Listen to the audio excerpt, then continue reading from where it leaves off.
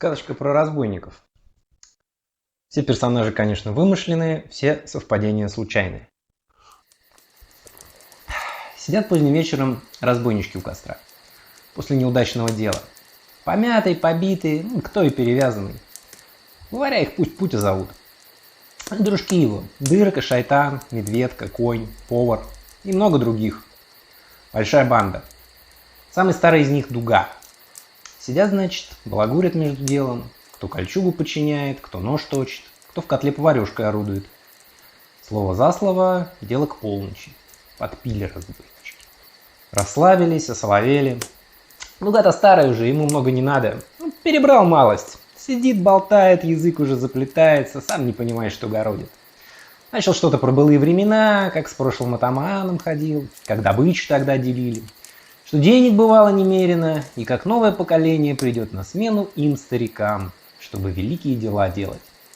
Ну и что сын у него подрастает, Платон. Ух, какой разбойник. Потешаются разбойнички над старым дураком, посмеиваются в усы, и атаман с ними. Посмеялись.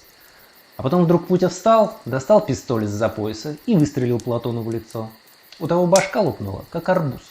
И знаете, тишина такая над поляной повисла. Гробовая.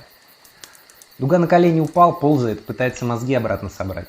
А Путя сел на место и говорит ему так, по-отечески, с улыбкой. Эх, Дуга, Дуга, ты посмотри, какая молодежь-то у нас не собранная. Уж куда ей.